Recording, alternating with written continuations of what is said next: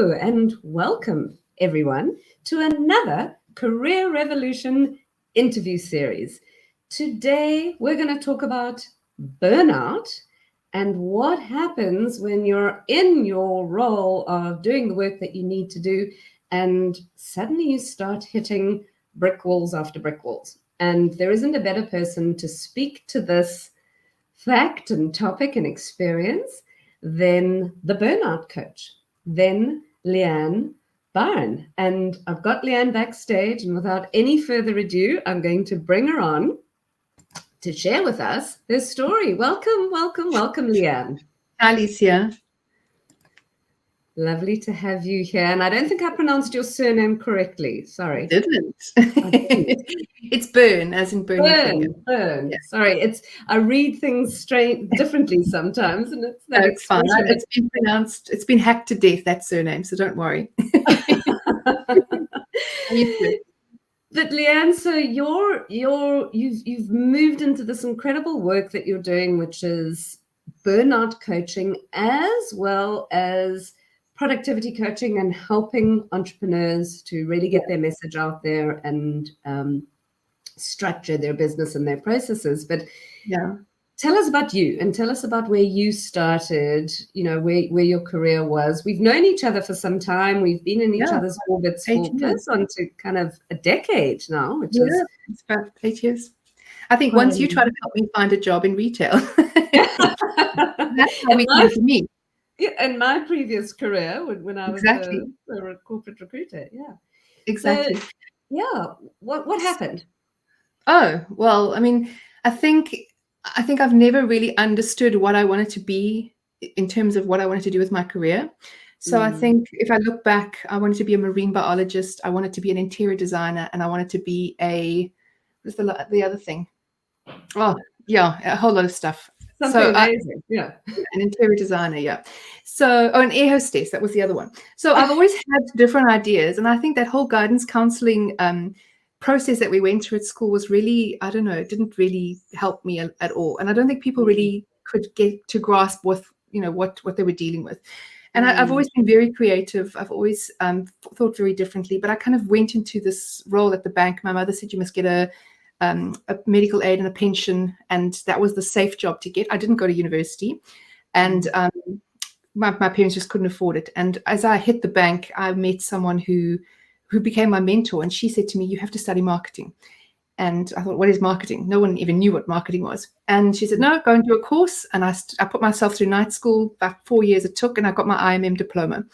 And that was me on the kind of path to marketing. And I've always been in the marketing training tech space. I've always loved and been fascinated with tech. I was around when the internet first came about. We had those dial-up modems. I had a 486 PC. And so I've always just been naturally inclined to it. And then I got into CorelDRAW and I got into Adobe Photoshop, and it was all that creativity behind that. So it's been a progression of technology, creativity, and then obviously social media became huge, and that took off. Yeah, I've worked for banks, I've worked for insurance companies, for investments, I've worked in cryptocurrency, I've worked for venture capital companies, I've had 2-3 businesses. So I've been all over the show, and I've been around the block, and I've been trying to figure out what the hell it is that I'm really good at. So I think when I hit, I think it was the year, so just some backstory. I have a son who is 12, going on 13. And then I have 2 daughters that I have had since in my 40s. So having 2 kids in your 40s will screw up your hormones, will screw up your life. It's just insane. So I took a bit of a lot, more than I could chew. And I was working, I was working for a media and entertainment company. I worked in retail as well. So a lot of pressure, a lot of performance that I had to obviously, match up to. And then I landed up becoming, just after I had my daughter, about 4 years ago, I was retrenched. And I was working for a really amazing UK cryptocurrency company at that stage. And my whole world fell apart.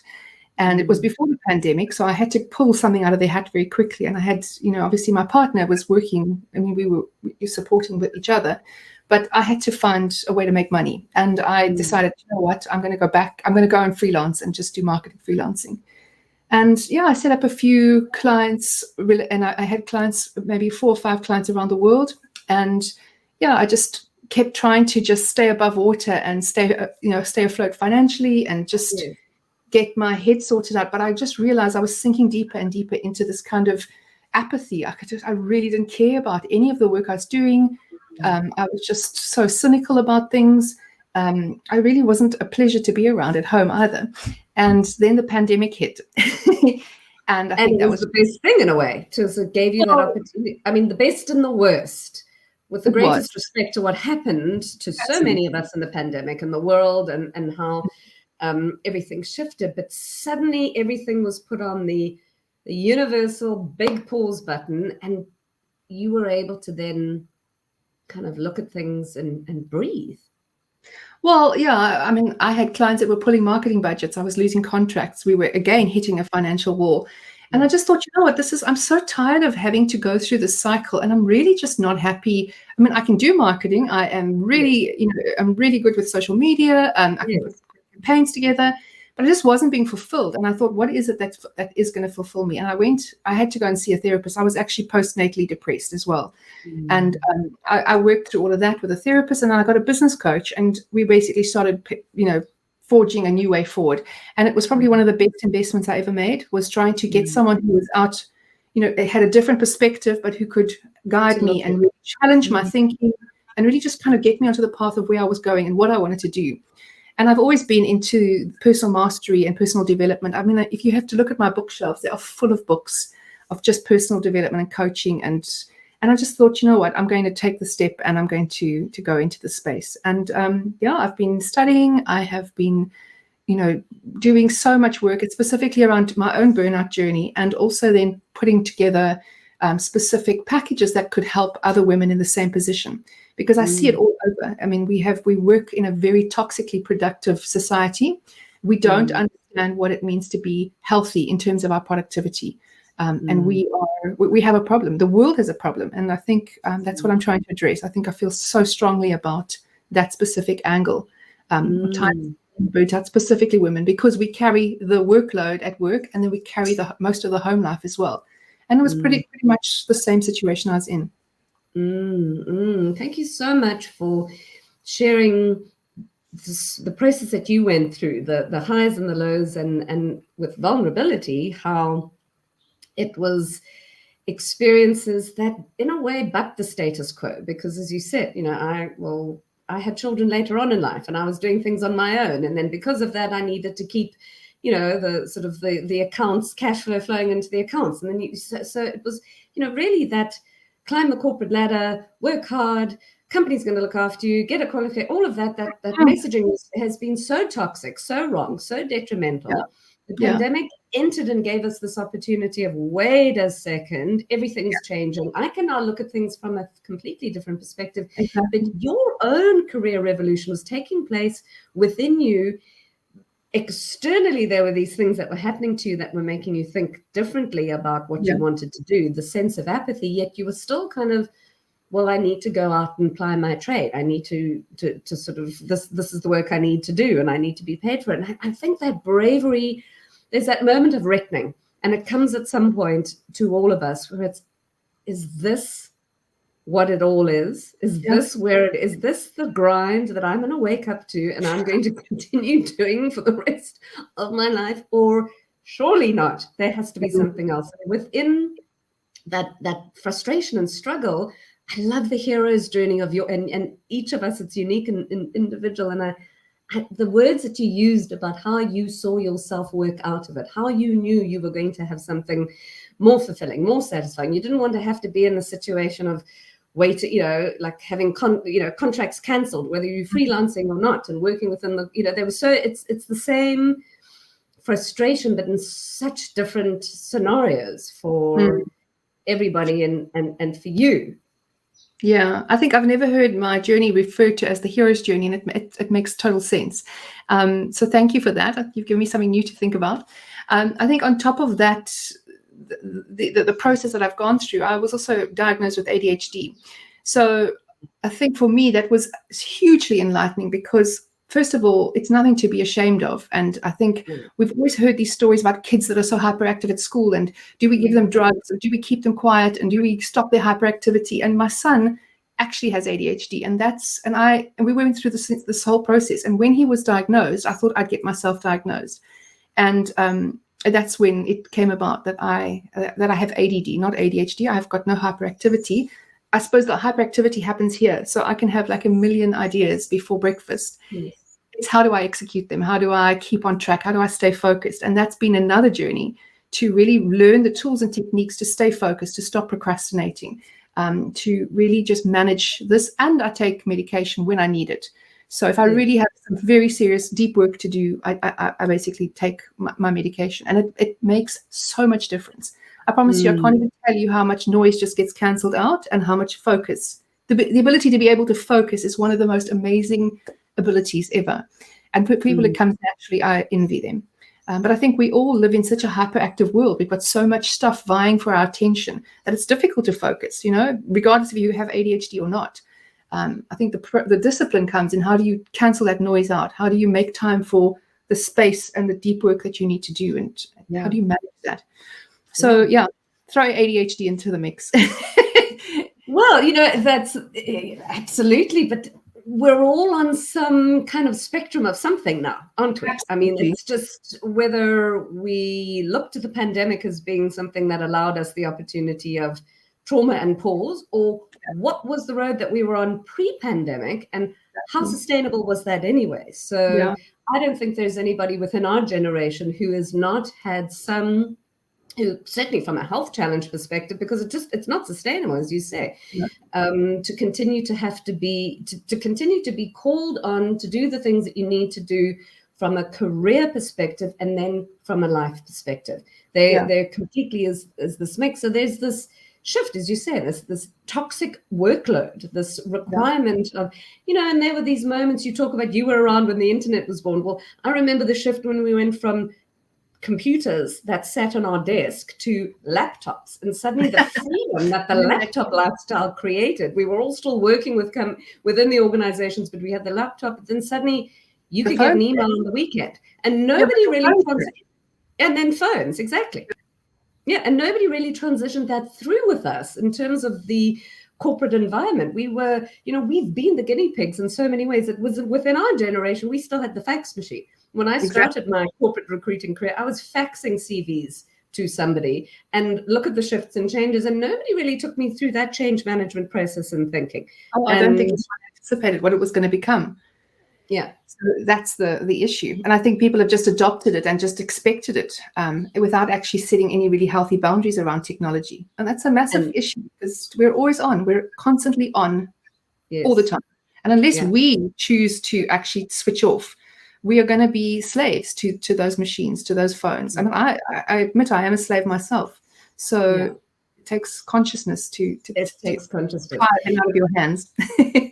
Absolutely. And I think when I reflect on my work within the career strategy realm of helping people, figure out what it is that they want to do, shining a light on where they want to really do their good work, and then building out what that looks like, whether that might be within shift of industry, career transition, or shift out into their own entrepreneurial field. And there is this, entrepreneurialism was glorified, the laptop lifestyle, freedom, flexibility, and so forth. But is it not the category, particularly female entrepreneurs right now, who are the most?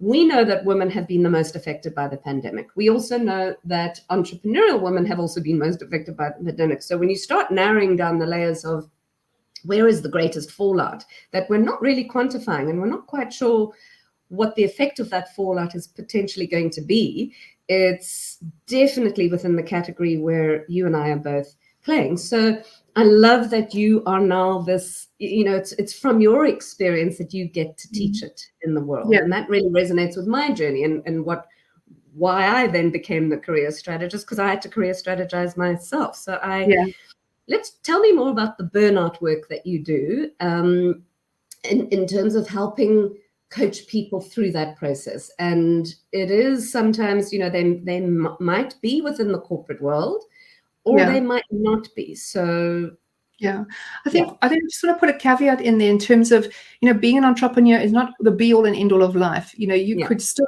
have an incredible life, an incredible career if you worked for a corporate. I'm not dismissing corporates at all. I think it's the culture that you buy into and that you are part of in that corporate that determines how long you stick around for. And there are many corporates that are incredible and they have fantastic cultures and they work hard at those cultures. I think we're also sold the lie that everyone and their dog can become a millionaire online. Like you have these 6, 7, 8-figure salaries and money that you could just buy selling courses and by, doing XYZ or selling digital products. I mean, there's a variety of different business models for entrepreneurs online. But I think we mustn't fall into the trap that, we must leave corporate now because we're going to be amazingly successful and travel the world and work from the beach. And it doesn't work like that. There's a huge amount of work that goes into that process.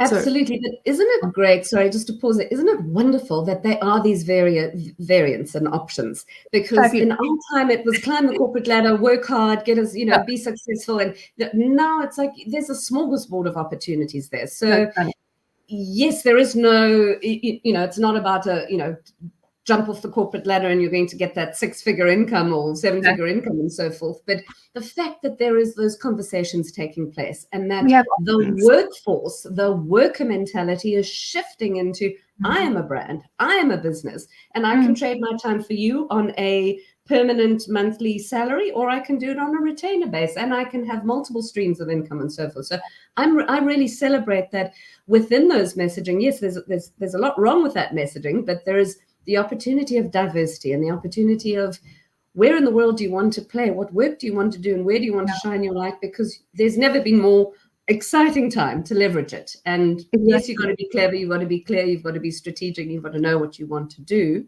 But we've got these options. There's so many options. Yeah, options. I think the point is then you need to realize that you are in control of your career destiny, regardless if you want to do an entrepreneur thing or climb a ladder. You have options, so that gives you some flexibility. So you're not stuck with something. I think the mentality of being stuck and, oh my God, I'm so unhappy and what do I do and I can't get out of it. As soon as you start thinking differently and maybe working with a coach or even a friend, just to look at sounding out some options, you'll be surprised at what is available or what is, what become options for you. So that's an exciting aspect. I think when people click onto that, that's exciting. So and then open to inviting new thinking in, as you say, whether it's investing in a business coach or a strategy coach, whatever it is, or a friend, just invite in some new thinking to shift the way you feel vulnerable or stuck in a framework that doesn't suit you. You can like, it's sort of like lifting your eyes up and looking around and saying, you don't have to be stuck. That's the thing. Yeah.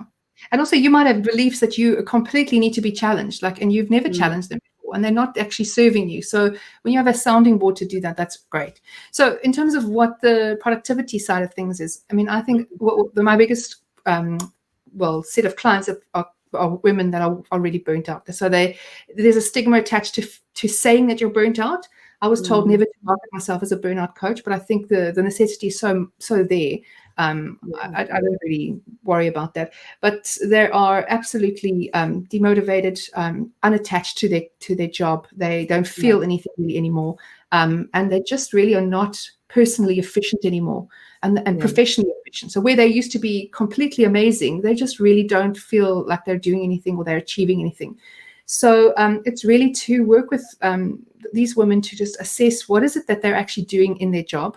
How much time is that job taking up from them and what are the different activities, reassessing their calendar, looking at how they spend their time, looking at productively changing the way they spend their time. So maybe booking specific days to focus on specific aspects of their job, looking at procrastination and what is it that is causing these women to procrastinate, because the reasons are diverse. Looking at their values, really examining what is it that they value and how does that correlate with what they're doing. Because if they're not valuing the stuff that they're doing, they're actually going to procrastinate a lot. And that's a big finding that I've seen. Really just trying to get, what are your dreams? What do you want to do with your life? You have a one precious life. I think that's it's the Mary Oliver quote. What are you going to do with your one precious life? I think that for me hit me like a ton of bricks. We have one life. What are you doing? And how much time have you got left? Because once you start assessing that and you start breaking that down, that wakes you up completely. So you don't have time to waste. What are you doing with this beautiful life you've been given? And what do you want to do? Like, what turns you on? What excites you? So really just working with women to understand that, and then putting a plan in place. Like, okay, so you want to do this. You want to write a book. Well, how are we going to do that? Breaking that big goal down into manageable steps and then holding them to account. We work together, for over 3 months or longer. And then we start to make some real traction in the spaces that they want to, and get creative again. I think we just lose our touch with creativity, and that's burnout. We're not creative. And it's not painting and it's not drawing. It's really like, how are you using your mind creatively? So I'm really passionate about working with women in that space. And then how do you self-care? Because if you're not self-caring, you are burning out, and you have to make time for that. And you can't think that relaxation is perverse. It's not perverse. You have to relax. And so how do you make time for that? Yeah. So interesting, Lianne. It's just hearing you're taking elements of your experience, your journey, what you lived through, how to fix, how to solve, and then really evolving it into what your potential client might need, a plan to stick to it, resolution, commitment, understanding, breaking things down. This is the amount of time I have left. This is my big dream, and how am I going to fit it in? So congratulations. I love it. I love the way that it's bundled and packaged and everything that you put out. It's so incredible. And it's specifically women that you work with. That's your I think so. I'd help men, but I think I'm really focusing on women. I feel there's a natural connection, obviously, through my own experience. I think that when I work with it, it's called Reclaim Your Life. So it's really about reclaiming that process of reclamation. Like, what has happened to you, and what do we need to reclaim to get you back? That's the process I take people through, and it's a framework I've put together. Yes. No, it sounds amazing. And similar in a sense to some of the work that I do, or that I've started to do post-pandemic, just in terms of what is the clutter in your career that's holding you back? Because clutter, sort of weighs you down. And when you're in a cluttered space, whether it's people clutter, process clutter, or purpose clutter, exactly. Or even physical, actual house clutter. But generally, clutter builds up when we don't have the tools, the ability, or the energy to be able to focus on something. And it's amazing how clutter can build up so easily in our career. And it's often a sign of a ambitious, hard-working career. I mean, none of our careers are clutter-free. It's going to come somewhere. But the reason why it's so pinging and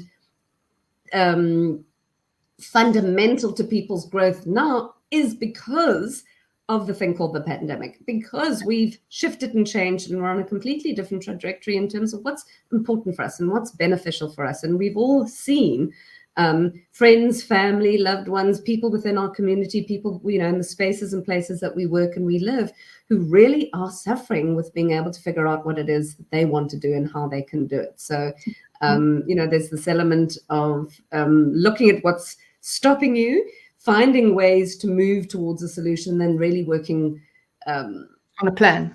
Exactly. Getting there. And what can you do with that one? And whatever you choose to do, it's never too late. It's never too late to figure it out at all.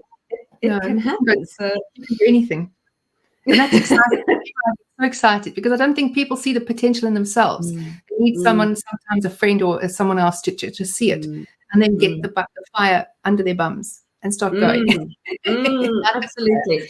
And it's the thing, when it feels as if you have no control over the rising petrol price, over the war in Ukraine, over Eskom overload, when it feels like you have absolutely no control, that's actually when you need to take control. That's actually when you need to do something for yourself and shift the mindset of, well, I'm just a victim of my circumstances and everything that's playing out around me. Never. It's that, and that's when you need to do something and level down, sort of slow down to get into the granular of what's not working, to be able to build up and work in the right direction and move in the right direction. So I love the language that we speak on different elements of the hero journey, your heroine's journey, different sides of it, but still the same. It's that resonance. It still runs through. There's a golden thread, and it's interesting. I've so much of my work is,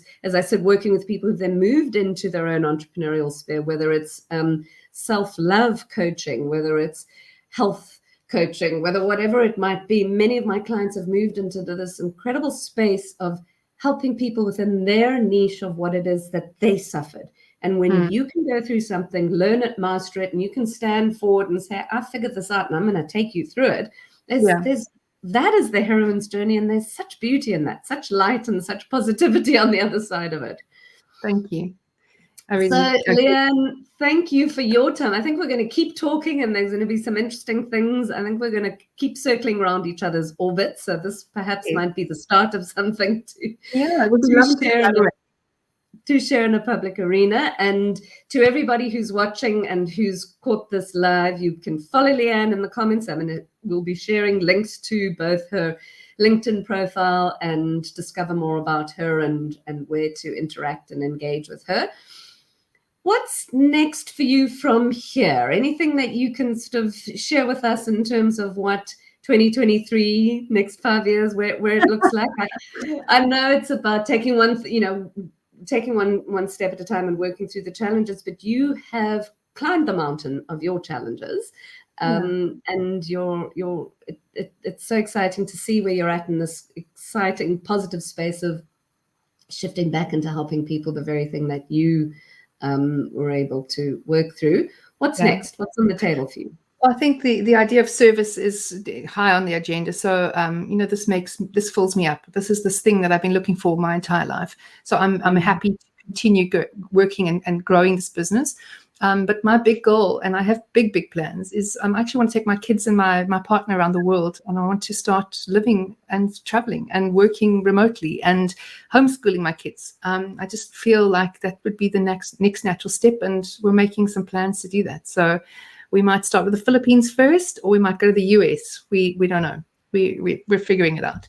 Wonderful. Gosh, goosebump stuff when you said homeschooling and taking, because that's the ultimate control too, taking your lifestyle, your growth, your family, mental, everything into your orbit to. Yeah, I want to live my life, and I want to live it on my terms. And I want my kids to be exposed to different cultures and different ways of thinking. And I already homeschool my son, which it's quite a challenge, but I try my best. But I've got the 2 young girls are under 5, so I think it's going to be a nice time to start doing that and start traveling. So, and now the pandemic is lifted, so thank goodness. Yes, there's that freedom and flexibility of movement at last. Wow, Lianne. Well, we're going to stay close and watch that journey unfold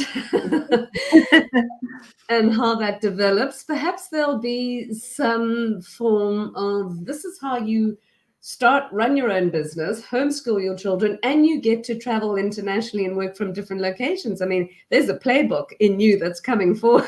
It's coming. Giving birth to another child. There's a course in some information. Absolutely. Yes. No babies. Anyway. Thank you for your time. Thank you for your sharing. Thank you for giving us an insight into your journey, who you are and what got you to where you are now. And I really, really value the honesty that you're able to tell your story, because that's just what's important. Because I know that so many people will resonate and hear and understand that. So thank you. Thank you for the great work that you're doing. And I look forward to our next steps and where we will go with this. Me too. Great. Awesome. Well, thanks, Lianne. Thanks for your time. And thank you to everybody who's been watching and following. And thanks for your comments. Find Lianne on LinkedIn. And go through to all of the amazing stuff that she has. She has a super cool newsletter that she puts out as well. So be sure to sign up to that to get some tips and advice and insight. And we'll be seeing you in the next. So thanks, Lianne. Thanks for your time. Thank you. Bye. Bye-bye. Bye.